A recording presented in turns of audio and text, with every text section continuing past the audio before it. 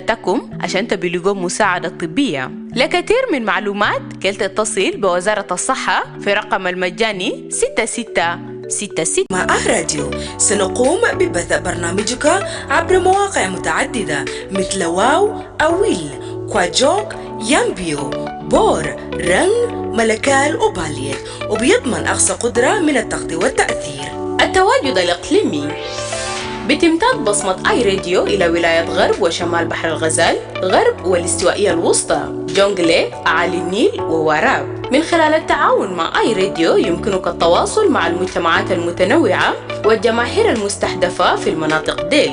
مشاركة المجتمع. الشراكة مع آي راديو بتعني التعامل مع مجتمعات على مستوى الشعبي. رسالتك حتوصل للمستمعين في مواقع مختلف، مما يعزز التفاعلات الهاتفة ويزيد الوعي بعلامة تجارية. التغطية الشاملة مع محطات في مواقع استراتيجية زي الرنج، ملكال وباليت. بتوفر آي راديو تغطية شاملة بتصل إلى كل من المراكز الحضرية والمناطق الريفية. بتضمن شراكتك مع آي راديو الرؤية عبر منطقة جغرافية واسعة. ما تفوت فرصة توسيع نطاق رسالتك باستخدام آي راديو. شارك أو أعلن معنا الليلة وخلي صوتك مسموع في جميع أنحاء جنوب السودان. on آي راديو.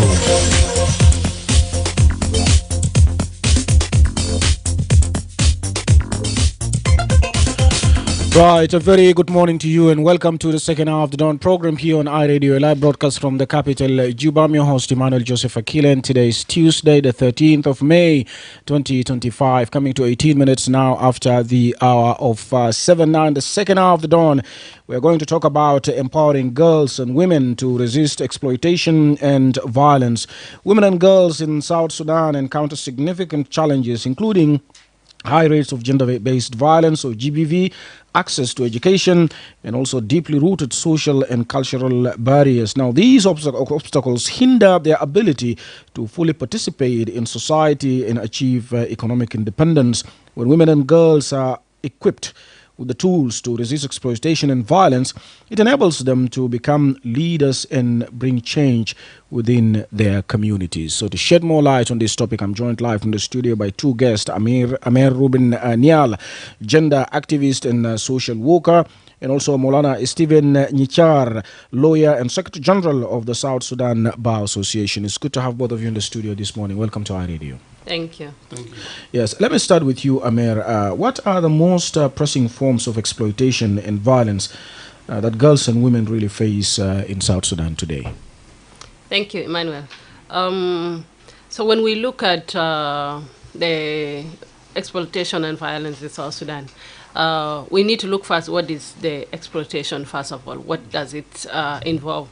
So it's have a lot of things that come with it, from economic, from socials, from environmental, and then we look at the power imbalances that raises with that, and then perpetuated inequalities. So when we see all these things and we look at exploitation and the violence itself, in South Sudan it's come in form of sexual gender-based violence, which is the most common one. And when you look at exploitation itself, by definition, is taking unfair advantage of someone for personal gain. For example, I want something from you, maybe you maybe shared with me something that maybe we just need moral support, but then I'm taking advantage of that situation, and I'm using that situation for my personal gain. So you see in South Sudan, there's a lot of gender sexual violence that is coming up, and women being used as a weapon of war because someone is gaining from that, and you see when that happens, there is a barrier to access to medical, there is a barrier to access to psychosocial supports, and due to finances and all these things. So these women are facing barriers to reach the services when this happens. Also, it's in terms of forced marriages in South Sudan. You see young girls are being forced to marry. Why? Because there is a parent somewhere who need to gain from that girl. There's a parent somewhere who's using that situation for their advantages. As we speak, South Sudan, we stand at 52%, rate of girl child marriage. That is as young as maybe 14, 13. These girls are getting married because someone is benefiting, is exploiting their potential to get something from that. And then we have like issues with the educational inequalities. Someone doesn't want the girl child to go to school. Why? Because if they're given opportunity, or women given opportunity to learn something or know like their rights and all these things, it's in hinder them. So someone is exploiting that situation for their own personal gain. Yeah. Right, very interesting there, and I would like to bring you in, Maulana Stephen. Also, what are the key legal protections available actually for women and girls facing exploitation and GBV in South Sudan?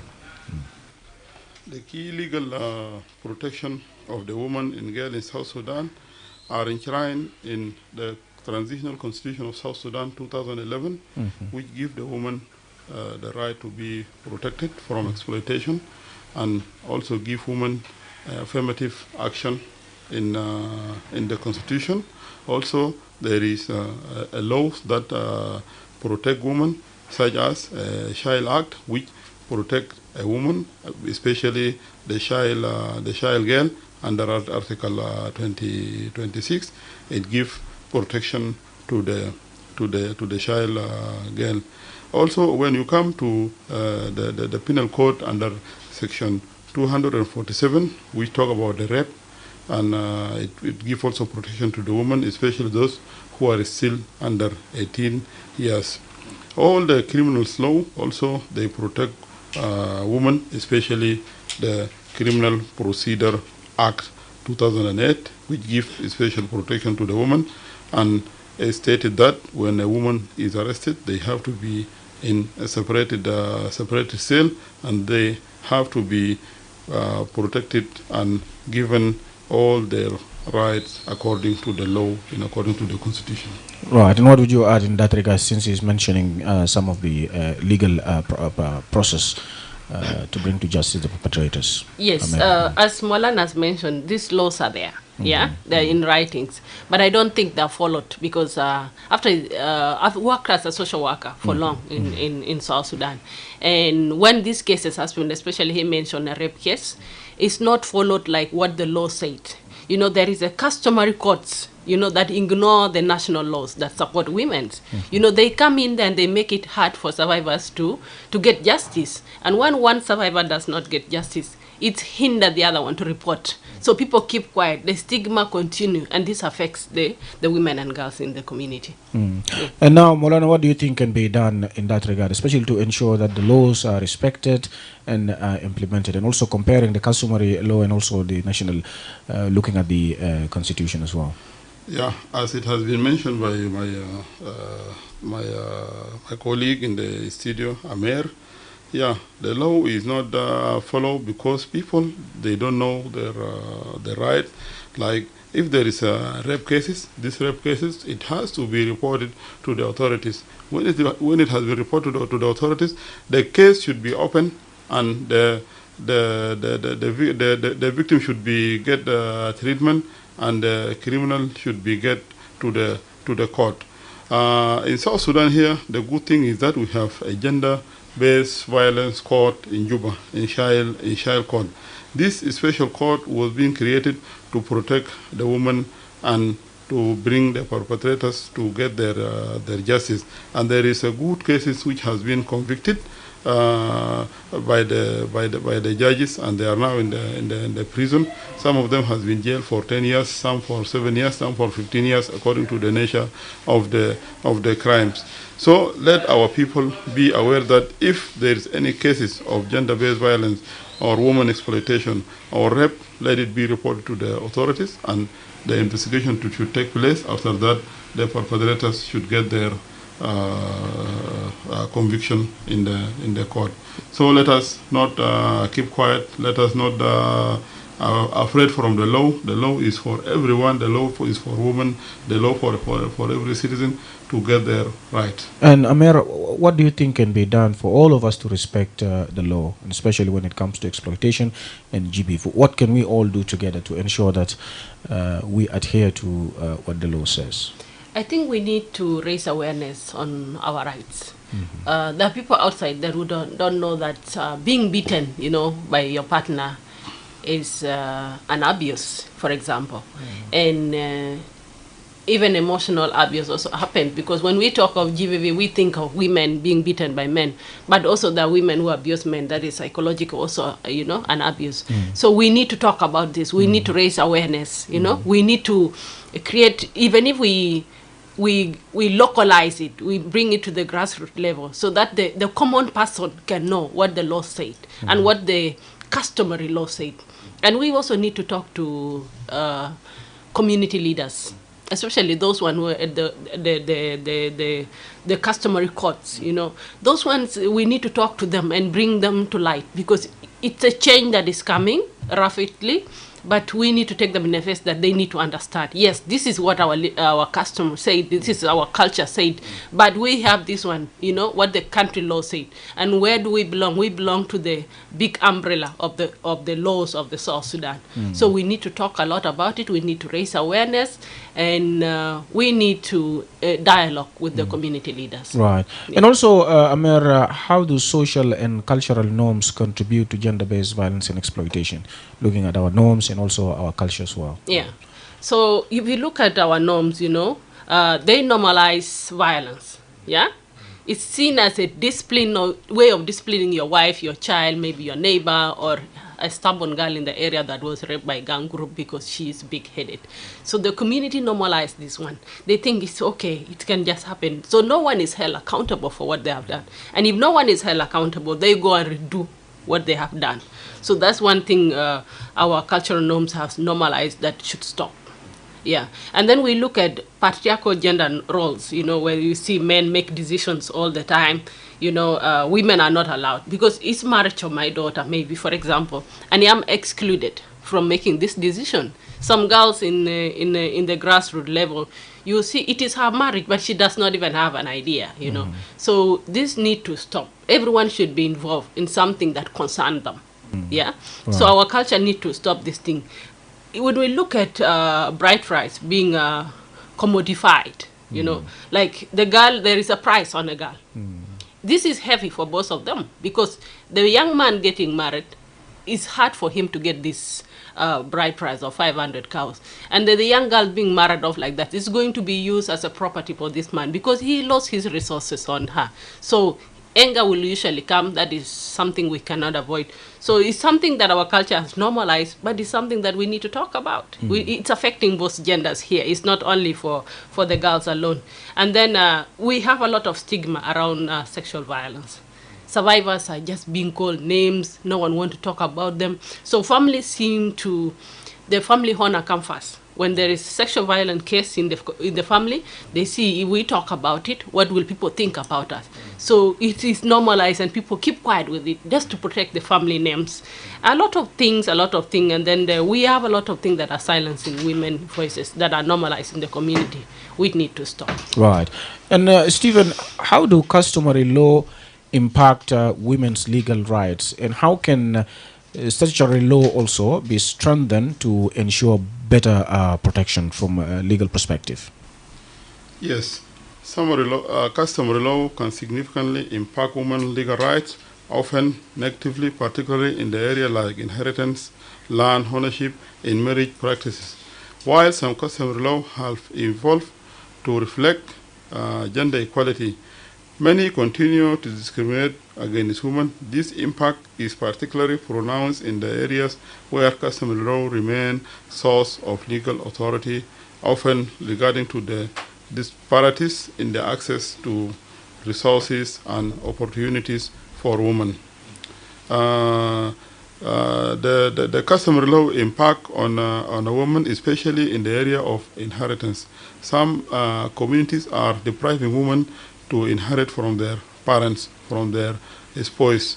So this practice should stop. Some practice are saying that after you lost your husband, you are property of the family. So the brother or anyone in the family has to take you as a wife without any approval or without any consent from the woman. So this practice are hindering the woman, and they have legal impact on the right of the woman. So a woman, when her husband died, she has the right to go out from this family. She has the right to look for another man to marry her. She has right to inherit the property of his husband or property of his father. She has right to even express herself in the family to get her rights. So the customary impact on the woman in South Sudan is not okay. So we have to look well to that one so that the woman can get the right through customary and to change that habit so that the woman can get the rights. Right.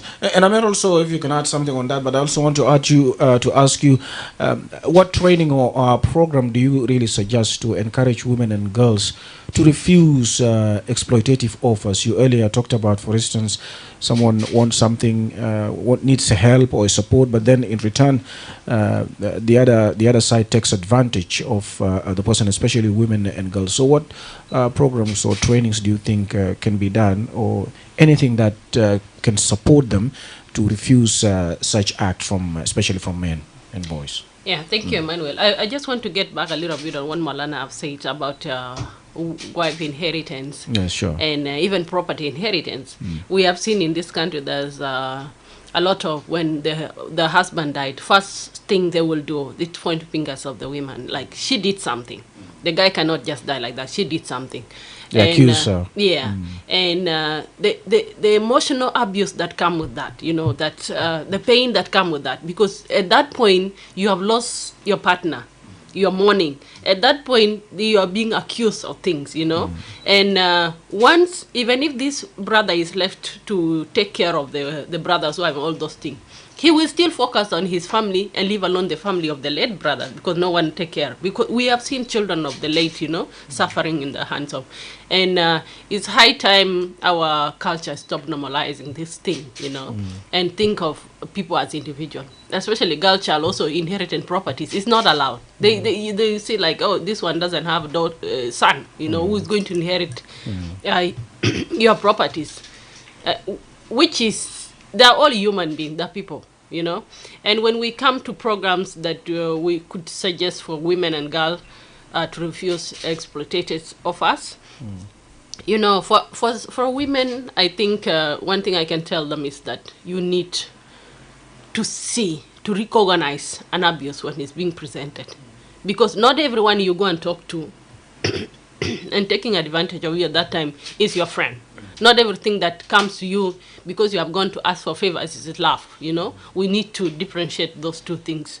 And one thing we could do maybe as communities, as a country, is to train these women. We need vocational training, because when we look at the education system, and with us as women of South Sudan, we are a bit behind when it comes to education. But still, that does not stop us from going to do something that we could do. We are gifted in different ways, yeah? So we could do vocational training. We start small businesses that can generate incomes to these people. We can do leadership development training for these women, for those ones, because we don't believe like women are the only one who can speak English, Arabic, and all these things. Anyone can be a leader wherever you are. So we need to train them on this thing in workshops and build capacity to make decisions. We need to do community dialogues with these people to campaign and raise awareness, on about GBV prevention and strategies they can use when this thing happen to them. Because one thing that I know and we all know is financial independence for everyone, not for only for women. If you are financially independent, you can make decisions wherever you want to make decisions. But if you lack something, and maybe, for example, you have misunderstanding with your partner, you cannot walk away from that relationship, because what the mother is thinking that time is the children. What am I going to do with the children? So just stay in abusive marriage because you are confined to this place. You are not going anywhere. So this need to stop. We need also to do the community care programs where the prevention of GBV, we dialogue, and then we keep reporting. Sometimes we can dialogue among ourselves, and then we come back, and then we support each other. Right. Bring us about 25 minutes to the top of the hour. Let's go for this short break. And from there, we'll pick calls on 0911 or 2298696. Remember, we're also live on our Facebook page. You can drop your comments or questions there to our guests. Let's go for this break. The Ministry of Health is conducting a commemoration of African Vaccination Week with rotavirus vaccine targeting all children aged between 6 to 10 weeks. Take your child to the nearest health center during the African Vaccination Week or the Big Catch-up campaign. Good morning, Mama Nyandeng. Good morning, Mama Mercy. Where are you coming from this morning? I had taken Mercy for rota vaccine at the health center to protect my child against rotavirus diarrhea in infants and children. She was also vaccinated with other routine immunization vaccines at no cost. Is baby Mercy already vaccinated? Yes, she was vaccinated last month. Does she need to be vaccinated again? Yes. She needs to be vaccinated with at least 2 doses of rota vaccine at 6 and 10 weeks to be fully vaccinated, immunized, and protected against rotavirus. Really? I just heard from afar that there will be a vaccination campaign during the African Vaccination Week, but I was not keen enough to get the details. You know, rotavirus vaccines are effective in preventing diarrhea and deaths in infants and young children. This vaccine has just been introduced this year, 2025. A lot of children were not vaccinated. Some even travel without being vaccinated. I wouldn't want to see any child get diarrhea. I didn't know that rotavirus is that serious, that it can even cause death. Yes. Rotavirus is a life-threatening disease caused by the virus. The signs are fever and vomiting, followed by watery diarrhea, and can cause abdominal pain and dehydration. Children who survive may be dehydrated, which can cause serious complications. Dehydrated or serious complication? Oh, that sounds scary. How can I protect my child from this dangerous disease? The only way for your child to be safe is when your child and all children in your neighborhood are vaccinated with rota vaccine. I will do that immediately. Where can I take my child for these vaccines? Hope it's not late. No, you are not late. Rota vaccine and all the other routine vaccines are available at all health facilities and designated health centers located in your areas. Tell all your neighbors with children between 6 to 10 weeks to be vaccinated. I'm glad you told me. I will take my child immediately to the nearest health center for rota vaccination. Bring your child to the nearest vaccination site and protect them from rotavirus and vaccine-preventable diseases. This message is brought to you by the National Ministry of Health with support from WHO and UNICEF. Ready to give your engine the best care it deserves? Introducing Tropics Fully Synthetic Petrol Engine Oil. Engineered for peak performance, it provides superior protection against wear and tear, ensuring your engine runs smoother and lasts longer. For diesel engine drivers, meet Ultra Oil Platinum Engine Oil. This premium oil designed to enhance fuel efficiency and reduce emissions, giving your engine the power it needs to tackle any challenges on the road. 2 Oil, 1 promise of hassle-free reliability. Visit your nearest Haas petrol station today and experience the power of Tropics and Ultra Oil, because what goes to your engine matters. Haas Petroleum, servicing new frontiers. وزارة الصحة قاموا ذكرى تتتيم أسبوع الأفريقي بتتيم تحسب الجديد لإيال كله من عمر 6 ل 18 شهور. شيلوا جانتك في أقرب مركز تتتيم في فترة حملة الكبير ده. صباح الخير أمة ميري. صباح النور أمة غلوريا. وإنت راجع من وين صبا زيدي؟ أنا شيلو غلوريا عشان بوديلو تطعيم تحسبة في مركز الصحي، وكمان وديلو تطعيمات تانين الروتين لمناعة، ودي كله مجان. سيتا شيلو ميري كلاس لتطعيم؟ أي أنا شيلو في تطعيم شهر الفاد، ولا كمان دير كدون رجعو تاني. أي أو محتاج عشان بتعامو تاني، على الأقل كدو شيلو 2 جرعة تطعيم تحسبة، وباقي تطعيمات تانين الروتين من 9 ل 18 شهر عشان حسبة ما بيجالو. سي أنا اسمع من بيت قالي في حملة تطعيم بيجا عملوا في فترة تا أسبوع الأفريقي لتطعيم، لكن أنا ما كنت بالتا إلا تفاصيل تكلام دي. إنت عارف تطعيم تحسبة دي وكمان فعال وبيشتغل قوام وبيحامي جنا من حسبة وموتوا لإيال البرادة وإيال السكرين. إيال كتير ما ودلو من جرعة نمرة 2 وفي تانين ذاته سافر بدون ما بيشيلوا تطعيم دي. أنا ما دير أينو إيه جنة بيقو بدو بحسبة. يا سلام، أنا ما أعرف قالي حسبة دي مرض الخطر زي دي بيسببوا ضوافات وكمان بيجيبوا موتوا لجنة تاعي. أي مرض حسبة دي وبيهددوا حياة وسبب تو يا فيروس حسبة. علاماته حمى وقحة، أنفة بجري موية، ويون بتالا أمر بجري موية، ويالا اللي بيكون كويسين من عيان دي مناعتهم بيكون ضعيف ومم بيكون عنده مشاكل في مخ، لكن ده نادر ما بيحصل كتير لكنه خطر كمان. جهاز المناعة بيكون ضعيف وكمان بيسببوا مشكلة في المخ. معلو كلام ده خوف أنا زي دي. أنا سيب بقدر حمي جنتي كيف من مرض الخطر دي؟ طريقة الوحيد عشان جنتك بيكون في أمان ده كان جنتك ويال تحلة شيلوا تطعيم حسبة. أنا أقول أعمل الكلام ده حاسة دي. أنا بلقوا محل التطعيم ده وين؟ وأنا بتمنى إن شاء الله أنا ماكر. لا إنت ماخر.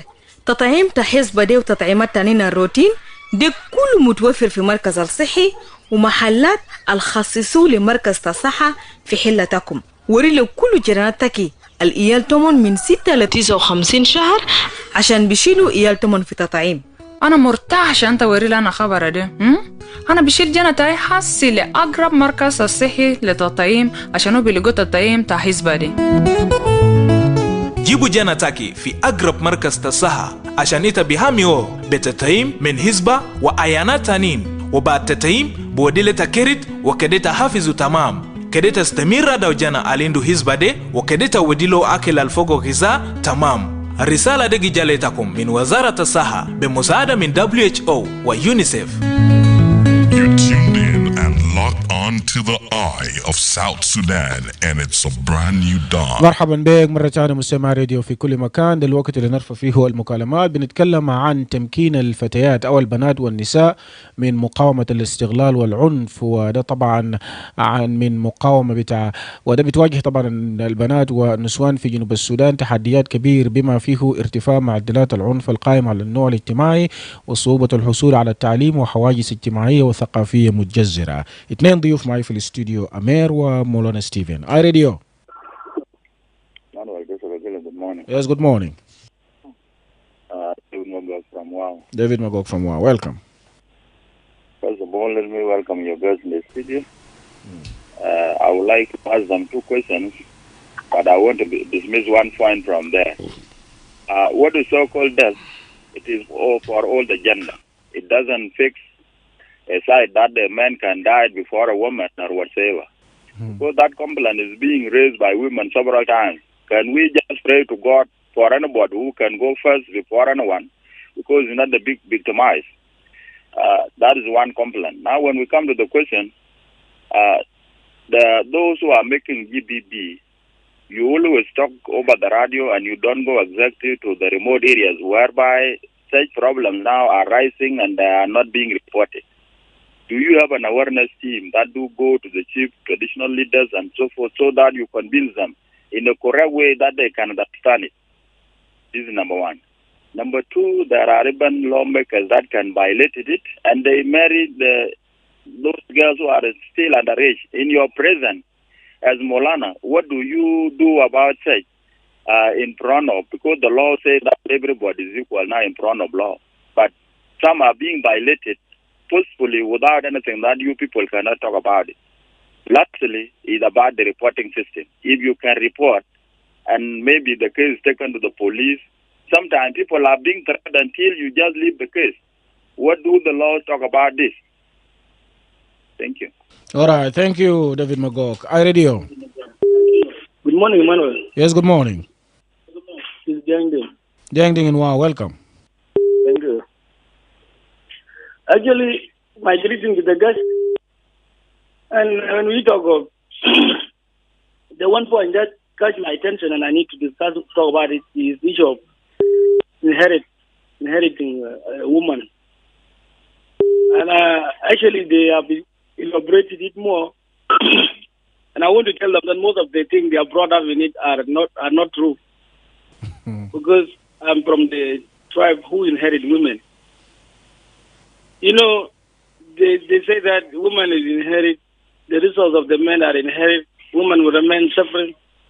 This happened only except the man died when he is poor and he left nothing behind. Then his wife will also suffer. But if the brother of the husband have resources, he will support the wife. That's one. So it is not like the way they brought it. What they have talked about is all negative. They just wanted to damage the culture in order to impose their own Western culture. And what is happening that in African today are waking up, are opening these eyes. And people are now able to bring up the voice that West is manipulating African cultures by funding human rights institutions like yours and also the pan media, you know. So our own media in Africa are only getting fund from West, and that's why whatever related to Western issues, we discuss this in our media. All right, you're done? You say that the issue of woman getting married, men dying, and she got married to another man is good culture. Do you know now today's West is spoiling? That the woman will in love with the man just because of the wealth, that I have a wealth. She will in love with me in intention that to get married to me. After she got me, she will do whatever she can do to poison me. I die to the man with the resources and the right and get the man to love. Do you know this thing now is happening even in Western African here? This situation now is facing the men. Men are being actually is come by women because of such a culture you guys wanted to impose on us in South Sudan. I want to tell you without fear, I am telling you our culture is best. If men died, woman is inherited by the family, but the resource of the man are also her own resource. Man, the brother of the husband will never touch them. If he touch them, even the relative will fight it. Because why the woman is inherited, it's just for her, the lineage of the family must go. The children will have one father. And they will go. The same father who have died, all these children will be his children. And the resources of the men belong to the woman. She will take care of them until her children grow. She will hand it over to the first son. You see, this is how our culture is taken care of. But you guys don't try to contradict the culture, to damage it to the way that you want to impose on us something that is not true. I have to tell you, whether you like it or not, that's the reality. All right. That's your view there, entitled to it, Young Ding, and they will respond or comment on that. iRadio. So we pick one more call. Emmanuel. Yes. How are you? Good. You are talking with Mike. I'm calling from Boro. I'm hearing Deng is complete. The topic. Mike from Boro. Go ahead. What is the topic? Why Deng is complaining? GBV. We are talking about GBV, but then in particular, the issue of empowering girls and women to resist exploitation and violence. All right. You can follow us later. iRadio. Yes, Akile. Yes. Good morning. Yes, good morning. I greet the guests who are there in the studio with you. This is me, Torpuk. Torpuk, in Juba, yes. Straight to the question. Yes, go ahead. ما في شمال بحر غزال. شكرا للبروجرام بتاعكم ده لأنه بروجرام تماما. حاول حاجة ده نسأل في جنوب السودان الكالتشر بتاع الجنوبيين ولا كالتشر بتاع الجنوبي. عندنا كالتشر ده نمر واحد. لو عندنا كالتشر على جاد الأصل ديل ما ممكن عشان يكون الأصل. انتم لو انت ناس شغالين في الحقوق الانسان لازم تعرف عشان الحقوق الانسان بمشي مع الكالتشر بتاع الدوله، لكن عندنا ما عندنا كالتشر. عشان هذا لو زول بيجي من نورث سودان وناس بتاع ايست افريكا ويست افريكا and the rest of the world and come with his own culture. When you detain, don't do this. It is right for her, it is right for him to do whatever. And now you are there to talk about the GBB. Do you think South Sudan we can come together under law? Because I think that first of all we can do to choose the one culture. All right. So that we will go for the human right. All right, thank you very much, Torpug. We have to leave it there. We're running out of time. We have about 9 minutes to wind up. Let me read a few comments here on our Facebook page also. Ulinga Abu is saying, good morning to you and your guests in the studio. Some girls resist the culture and norms. How can we deal with such kind of cases? Modi Olinga said, my question is concerning the family members who are bringing problems to the family of the late widow and the orphan. Where were they when the late was still alive? Did he give them responsibility to take his property after his death? That is his question there. And he also added that some family members, they don't have any rights to take the family, is trying to say to take the family property, but then after the death of the husband, they will come and bring problems to the family. So we have now 8 minutes to respond. I give you each three. Yes, let me start with you, Amer. Yeah, I think I would want to respond to Ding from Wow.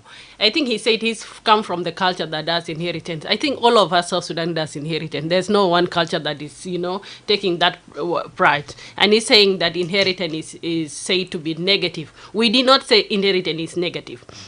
One thing we are saying, let there be consent, informed consent.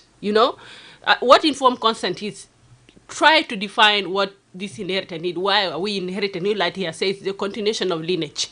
And then ABCD. If the woman agree, it's okay, you can inherit her. This case of him saying, the properties that remain with the wife and all these things, we are not talking without statistics. We are not talking without numbers outside there. As Molana said earlier, there are cases now in court. There are women who are fighting with their in-laws, to remain with what the husband have given them. We are not saying Western world ideology is being brought in and then replace ours. No. We have our culture. We love our culture. We have beautiful cultures. We have seen the Pajulu festival, how it went. That is a beautiful culture we can carry forward. But this other culture that hurts someone, that patriarchy created, and then we call it our culture because one person is benefited. Then you have said that inheritance is continuation of a lineage. What lineage are we continuing? When someone, a mother of 8 children, the husband died, you want that one to inherit it, to give birth to what again? 8 children are enough for that person who died. For example, let's be honest, you said whether we like it or not, we'll listen. And you said like the Western world is getting spoiled because now what the Western world is doing is still the same Western world. By the way, I talk. Yeah? It's still the same Western world we borrow from as the country. So are we not going to now listen to the Western world if we take it that way? Because we are baking literally from the Western world. So that thing, let's just put our beautiful culture forward and remove the negative culture. Right. And when Magog from Wow also, we prioritize death of men. No one wants the partner death, Like you are not going to die. We are going to raise children. We are going to grow all together. But when he said women think the men are going to die, it's just the fear of unknown, what will happen. That is what is happening, but no one wants the husband dead.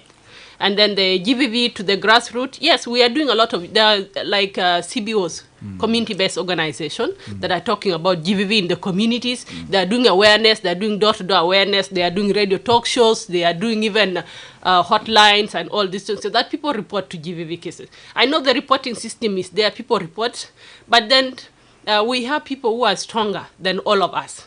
Then the UN system, the CBOs, even the community, so there is a perpetrator that is stronger. You will report the case, but they will attack all of you. The social worker, an organization that is supporting you, and the victim. Right. So sometimes that fear is there, and it's something we need to come together. It's our collective responsibility. Right. Yeah.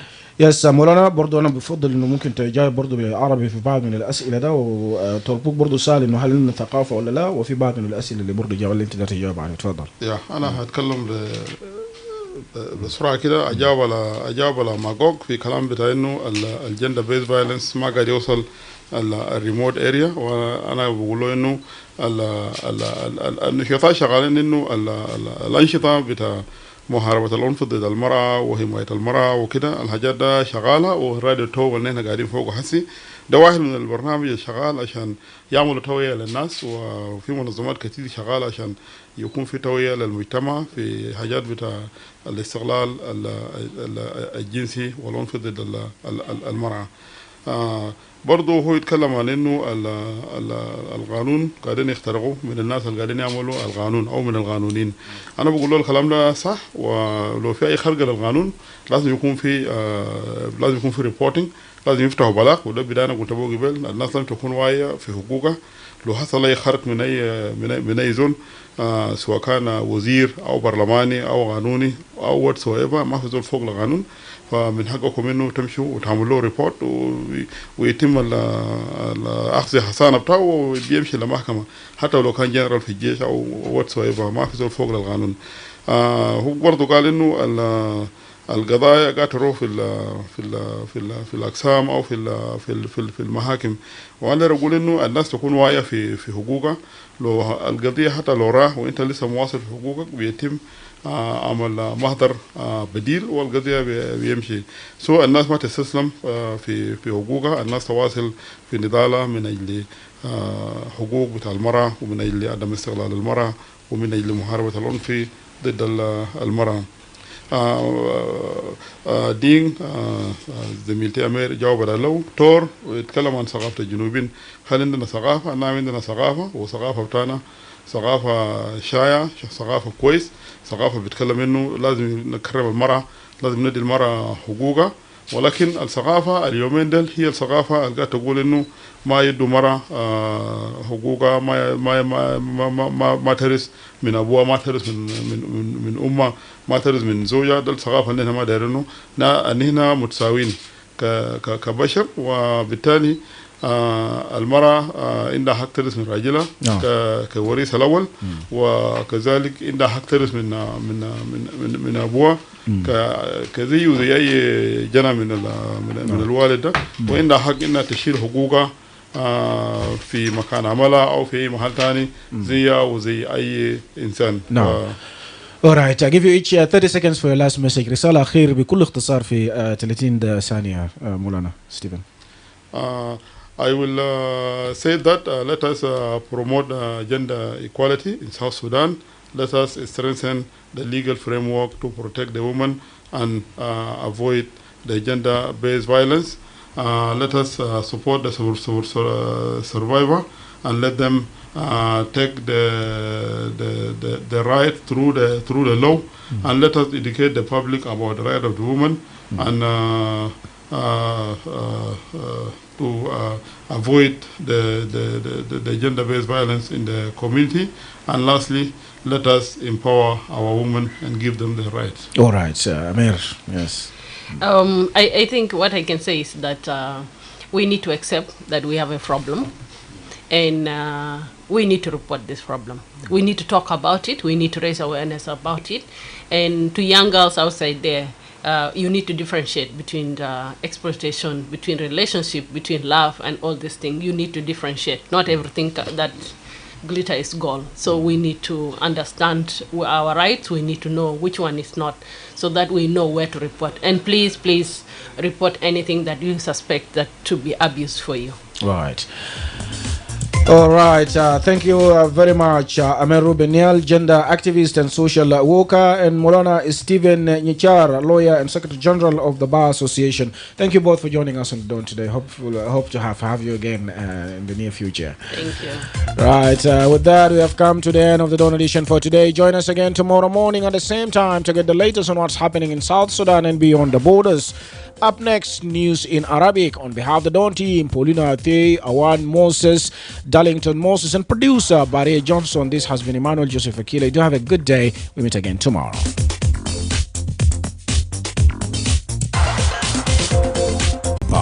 على الهواء وعلى إنترنت. ده آي راديو، عينك على جنوب السودان.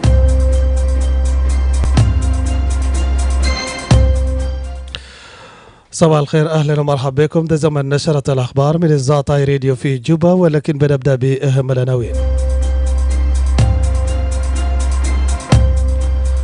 ألقى الرئيس الفاكر تايد مارتن موين وكيلا لوزارة الإعلام والاتصالات والبريد، وأجرى تغييرات في جهاز الأمن الوطني. قال الخبير الاقتصادي أبرم ماليد إنه انعدام الثقة وضعف الخدمات المالية هما السببين الرئيسيين وراء تفضيل العديد من مواطني جنوب السودان التي فاز بأموالهم بعيدا عن البنوك.